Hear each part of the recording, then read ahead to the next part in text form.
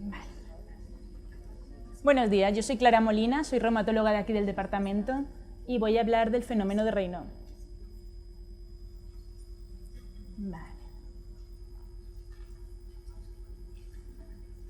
Como ya sabéis, el fenómeno de Raynaud no es una enfermedad en sí misma, es un fenómeno, es una manifestación clínica, una característica de los pacientes que refleja una afectación de la microcirculación consistente en una respuesta exagerada a estímulos como el frío o el estrés emocional. Es típica la secuencia de las tres fases. La fase pálida, que veis aquí, blanquita, secundaria vasoconstricción arteriolar, la fase azul, que ya es la cianótica, producida por estasis sanguíneo, y por último la fase roja, que viene el eritema, generado por la hiperemia reactiva. Pero como he dicho, lo típico son las tres fases, pero no es necesario. Puedes tener un Raynaud con dos fases o incluso una, siendo lo más típico la fase blanca y la fase azul.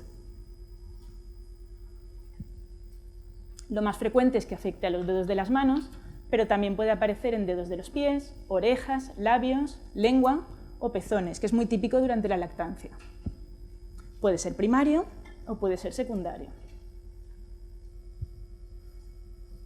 ¿Por qué mecanismos se produce un Raynaud? No me voy a extender en la etiopatogenia porque a nadie nos gusta, pero pensar en los tres mecanismos, porque nos va a ayudar mucho en pensar en mecanismos causales. Tenemos por un lado el vasoespasmo, por aumento de la actividad simpática u oclusión de los vasos, el aumento de la viscosidad sanguínea por aumento o alteración del fibrinógeno, crioglobulinas o inmunoglobulinas, y un tercer mecanismo que es el descenso de la presión de perfusión, por hipotensión o por obstrucción arterial. Respecto a la epidemiología del Raynaud primario, la prevalencia varía muchísimo, según el clima de la región estudiada. En mujeres estaríamos, según regiones, entre un 3 y un 20%, y en hombres entre un 3 y un 14%.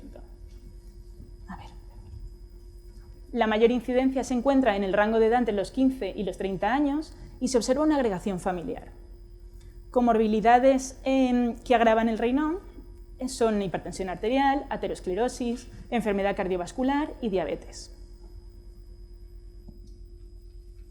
Entonces, ya pasamos a la evaluación y al diagnóstico diferencial. ¿Cómo evaluamos un Raynaud cuando nos lo encontremos en la consulta? Lo primero, ¿podemos encontrar diferencias entre un Raynaud primario y un Raynaud secundario? Esto no es dogma de ley, es decir, no por tener características más típicas de Raynaud primario nos tenemos que confiar. Pero sí que es verdad que es más típico de un Raynaud primario el hecho de que sea bilateral, que haya presencia de pulsos palpables y simétricos, ausencia de complicaciones como edema, úlceras, gangrena, que lleve más tiempo instaurado, es decir, un tiempo de instauración desde hace más de 2 años, que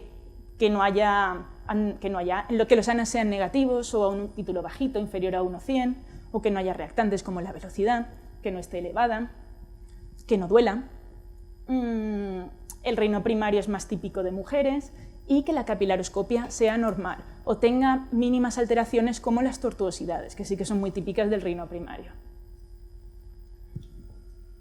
Pero lo dicho, no es dogma de ley, es decir, hay Raynaud secundarios que empiezan con estas características, o sea que no nos podemos confiar. ¿Qué etiologías tenemos detrás de un Raynaud secundario? Sabemos causas reumatológicas y causas no reumatológicas. Dentro de las reumatológicas, la reina es la esclerodermia. Sabéis que en las esclerodermias el 90-95% de los pacientes tienen un Raynaud. Pero hay otras conectivopatías que también tienen un Raynaud. Por ejemplo, la enfermedad mixta del tejido conectivo, el lupus, las miopatías inflamatorias, el Sjögren, la artritis reumatoide, el antifosfolípido, las vasculitis o la crioglobulinemia. Y luego hay causas no inflamatorias, el síndrome de la costilla cervical, el síndrome del escaleno, el síndrome del túnel carpiano, la distrofia simpático-refleja, y curiosamente en la fibromialgia se ha visto una mayor incidencia y prevalencia de Raynaud y no se sabe el mecanismo exactamente. Y luego tenemos causas no reumatológicas, que si pensamos en los mecanismos de acción que hemos dicho, la verdad es que son bastante lógicos. Las neoplasias, gamapatía monoclonal, mielomas, feocromocitoma, tumor carcinoide, la patología vascular, aterosclerosis, enfermedad de Buerger, la patología neurológica, esclerosis múltiple, siringomielia, neuropatía periférica, hemiplegia, mielitis transversa, causas profesionales, el famoso martillo neumático, el contacto con el cloruro de vinilo, microtraumatismos de repetición, fármacos tóxicos o drogas, betabloqueantes orales o tópicos, la ergotamina, metisergida, cisplatino, vinblastina, el plomo, el arsénico o la cocaína, hipotiroidismo, hipertensión pulmonar y enfermedades de depósito como la enfermedad de Fabry. ¿Qué nos tiene que hacer sospechar que puede haber una conectivopatía subyacente? Digamos que síntomas de alarma, que el paciente cuente una fiebre vespertina, una conectivopatía o una neoplasia, artralgias o artritis, mialgias, disfagia, lesiones cutáneas o alteraciones cardiopulmonares. Y sobre todo recordar que el fenómeno de Raynaud puede preceder durante años al resto de síntomas de una conectivopatía. Quería comentaros el algoritmo de diagnóstico precoz de la esclerodermia. El Grupo Europeo de Estudio de la Esclerodermia está intentando establecer un algoritmo que nos ayude a diagnosticarlas más precozmente. No es un algoritmo validado, es una propuesta, están trabajando en ello y está en vías de validación, pero aún no está validado. Ellos proponen dos signos de alarma, la existencia de un fenómeno de Raynaud y el edema de manos, lo que son las puffy hands. Entonces, si tenemos cualquiera de los dos, hacer una capilaroscopia y serologías, ANAS, ENAS y luego anticuerpos específicos de esclerodermia, SCL70, anticentrómero, RNA polimerasa 3. Si alguno de los dos es positivo, capilaroscopia o analítica, entonces ya podemos diagnosticar al paciente una esclerodermia temprana teniendo los 4 criterios, el Raynaud, las puffy hands, la capilaroscopia o la analítica y se hace un estudio de extensión. Si es negativo, se sigue al paciente. Lo dicho, no está validado, es una propuesta de momento. Y luego hay vasculopatías funcionales de pequeño vaso que nos pueden hacer confundir con un Raynaud, la acrocianosis y la eritromelalgia. La acrocianosis es vasoconstricción, un fenómeno de vasoconstricción aguda de pequeño vaso que da a la parte distal de los dedos una coloración azulada. La verdad es que la foto no es muy buena porque lo normal es que sea simétrico. Puede estar acompañado por sudoración, se desencadena por exposición al frío y, lo dicho, simétrica. No se acompaña de dolor ni alteraciones cutáneas, aparece más en las manos que en los pies y el tratamiento consiste simplemente en protegerse del frío. Y luego la eritromelalgia, que es justo lo contrario, eritema. Eritema y aumento de temperatura de la piel causada por vasodilatación repentina de las arteriolas. Es más frecuente en los pies, se acompaña de un dolor urente, típicamente simétrica también. Como veis, la simetría es muy importante para la benignidad. Más frecuente en mujeres y el tratamiento es reposo y aspirina. Y puede ser primario o secundario a policitemia vera o trombocitosis. Hemos hablado de la capilaroscopia. Aquí tenéis nuestro capilaroscopio del servicio, es muy parecido a este. Bueno, es igual. La capilaroscopia es una prueba que aporta información rápida, fácil e indolora. Se coloca una gota de aceite sobre el lecho ungueal del paciente y se ven los capilares con el microscopio.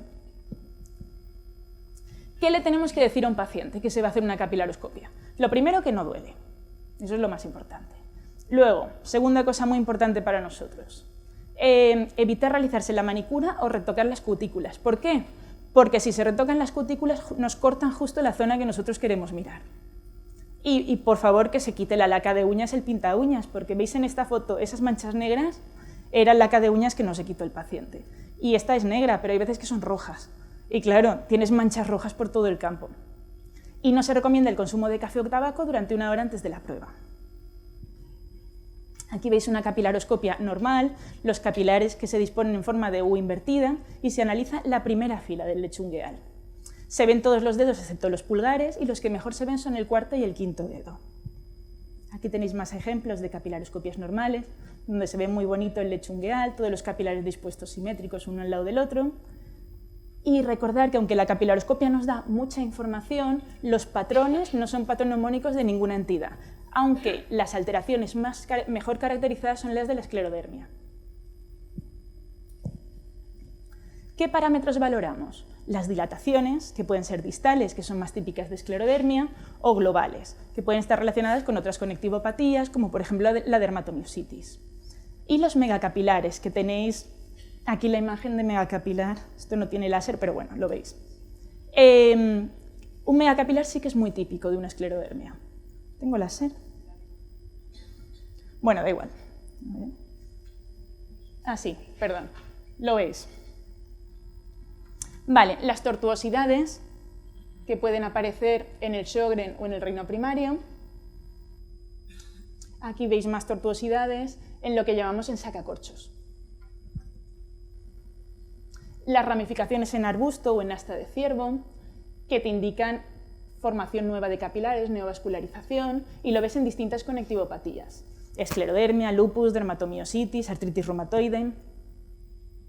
Aquí veis distintas capilaroscopias. Veis, por ejemplo, aquí el plexo papilar muy prominente, aquí un lecho tirando a desorganizado, neovascularizaciones aquí, astas de ciervo, entrecruzamiento de asas y dilataciones globales.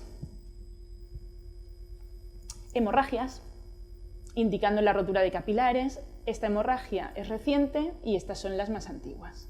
Las hemorragias no tienen por qué ser patológicas, porque muchas veces son por microtraumatismos repetidos. Ahí sí que es importante preguntar al paciente a qué se dedica, a qué hace, qué puede haber causado estas hemorragias. Y luego las áreas avasculares. Aquí tenéis megacapilares muy bonitos, una hemorragia preciosa, y no es muy buena para áreas avasculares, pero bueno.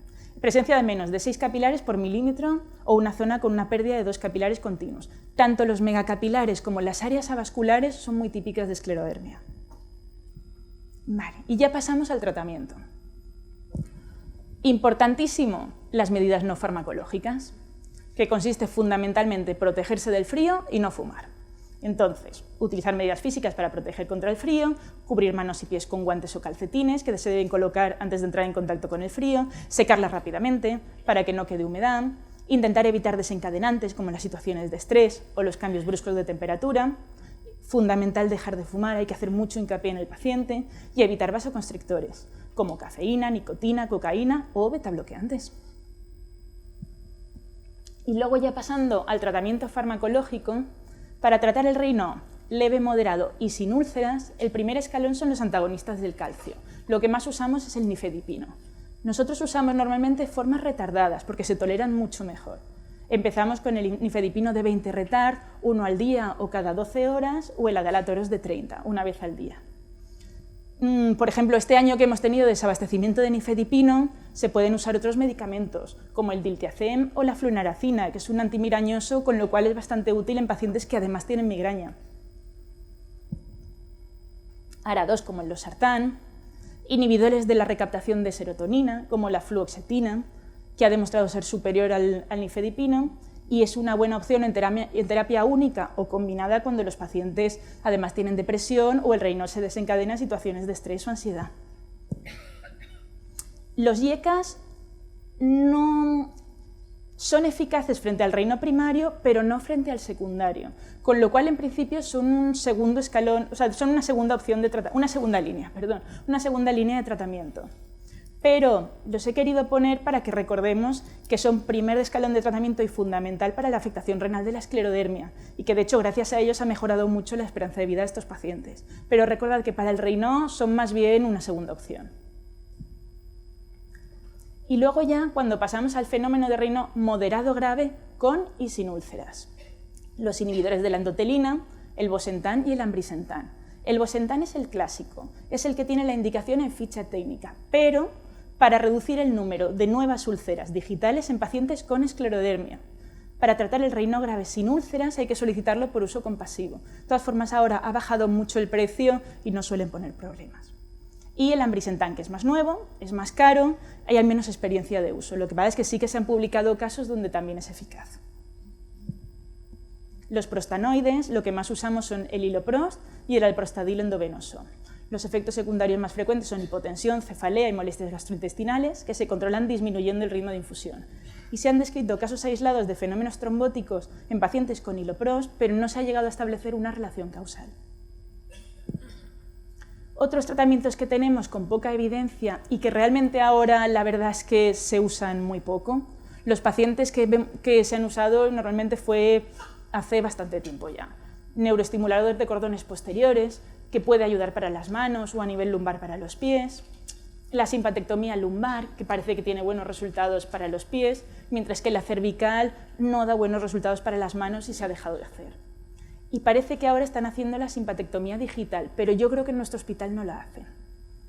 Y luego hay otros tratamientos que, bueno, se han ido presentando en pósters, casos aislados, pero que no tienen una evidencia como que los apoye. Las estatinas, la aspirina, N-acetilcisteína, la cámara hiperbárica, toxina botulínica, nitritos tópicos, antioxidantes. Muchas gracias por su atención.